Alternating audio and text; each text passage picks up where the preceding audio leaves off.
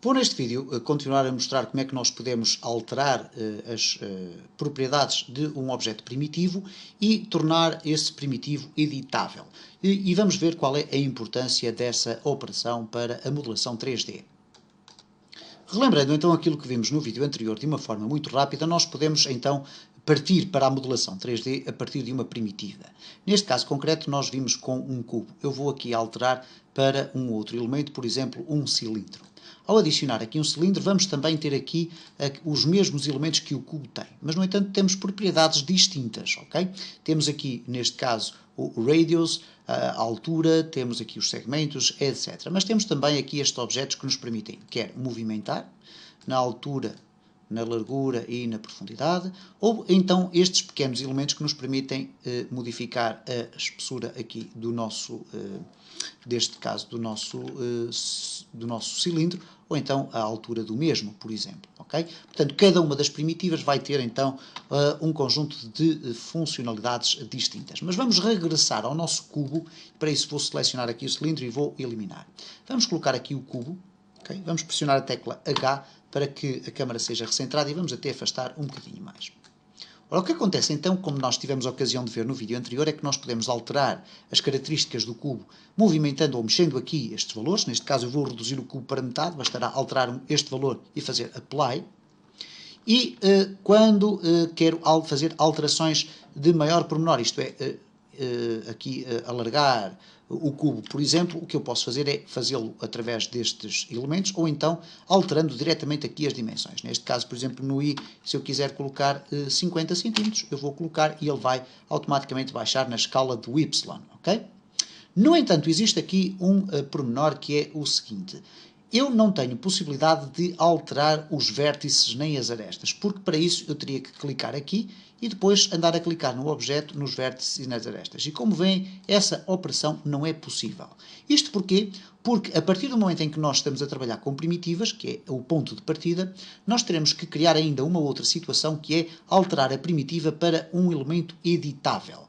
Isto é, temos que tornar editable o elemento. Ora, para isso nós temos duas opções. Temos aqui esta tecla no topo que diz Make Editable, ou temos então o shortcut C, como diz ali em baixo, ok, vamos colocar lá o cursor, diz ali Shortcut C. Significa isto que se nós tivermos o nosso cubo selecionado aqui, nós se pressionarmos a tecla C ou pressionarmos ali, ele vai ser alterado de uma primitiva para um objeto editável. Ora, significa isto genericamente o seguinte, reparem aqui no painel dos objetos, nós vamos ter aqui o cubo com este aspecto. Reparem também aqui no painel das propriedades, temos aqui este conjunto de informações. Quando eu tornar o meu objeto editável, automaticamente aqui os elementos vão ser alterados, o aspecto do ícone do meu cubo também, e, pese embora o facto de não haver alterações aqui visíveis no meu quadro, elas de facto acontecem. E acontecem porquê? Porque a partir deste momento eu passo a ter a possibilidade de escolher estas três opções que aqui estão.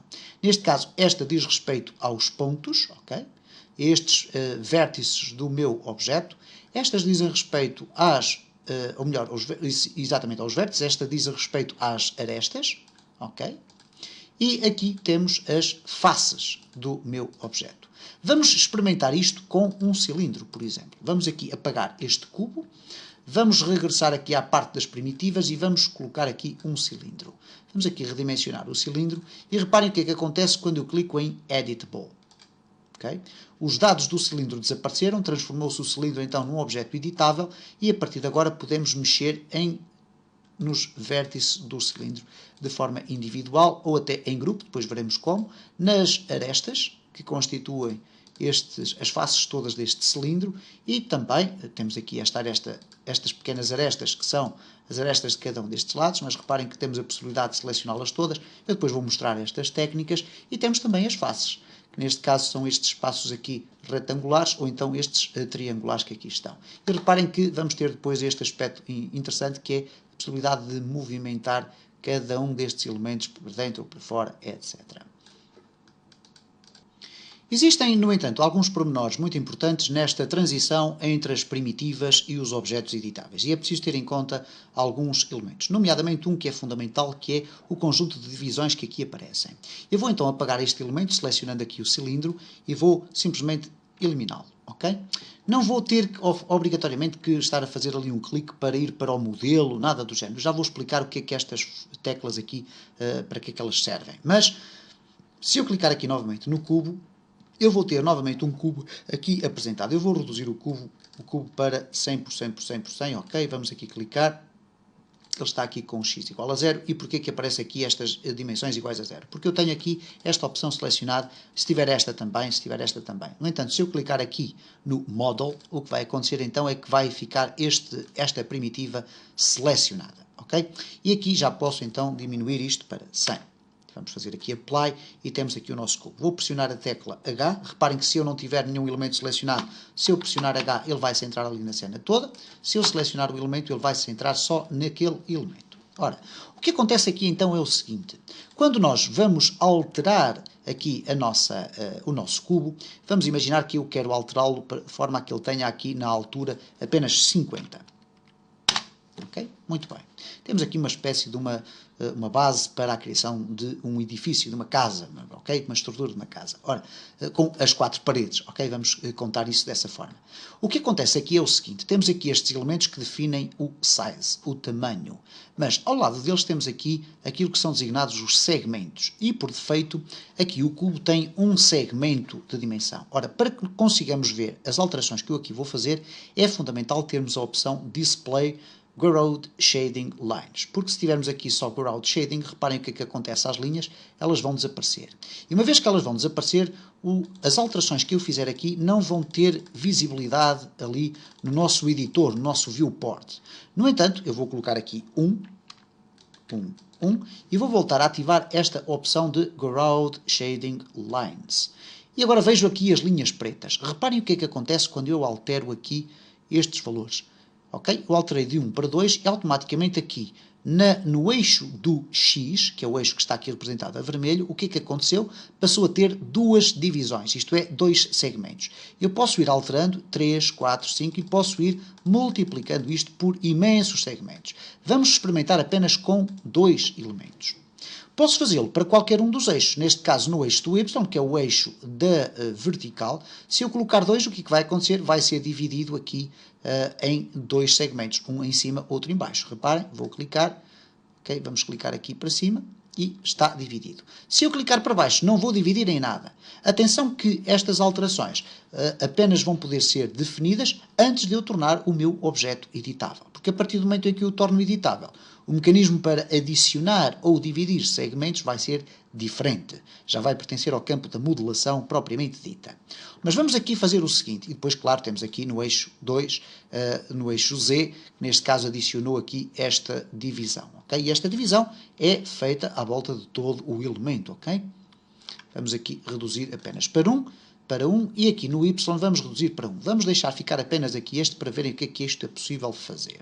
Neste caso eu tenho então 2, 1 e 1. E comecei por um cubo, mas ele ainda é uma primitiva.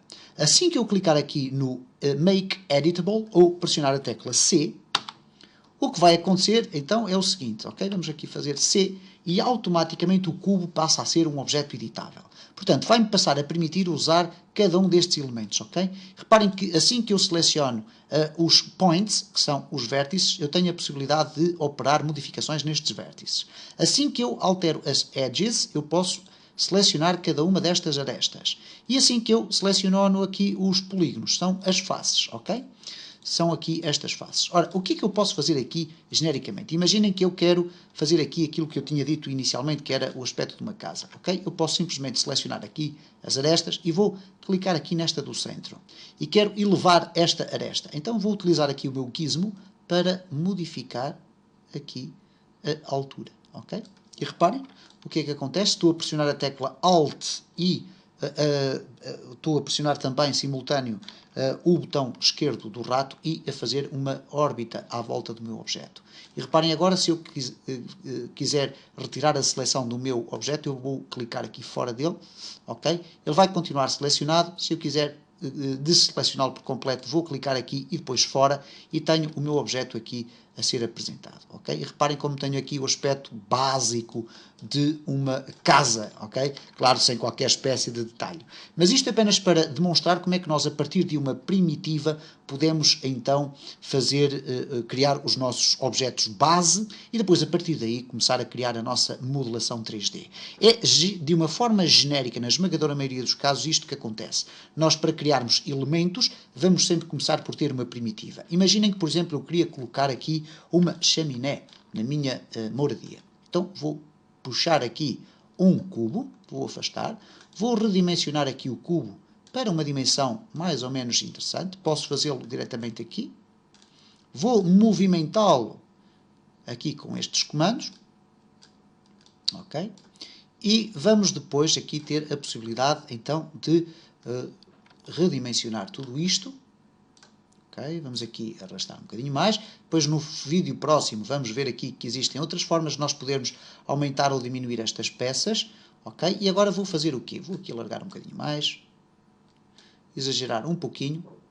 Vamos aqui embeber aqui esta chaminé. E agora até vou fazer o seguinte. Vou selecionando este objeto, fazer Ctrl+C para copiar, Ctrl+V para colar. Duplicou aqui. Vou puxar ligeiramente para cima. Vou aqui reduzir este espaço, vou alargar um bocadinho na largura e na profundidade, vou colocar aqui por cima e reparem então o que é que acontece agora. Vou clicar aqui H, tenho a minha casa com ali uma espécie de uma chaminé. Claro que a chaminé não tem qualquer perfuração, isso ficará mais para a frente para o decorrer destes vídeos, mas serviu então este vídeo para mostrar como é que nós passamos de um objeto primitivo para um objeto editável, sendo que neste caso concreto temos aqui até dois objetos que ainda são primitivas.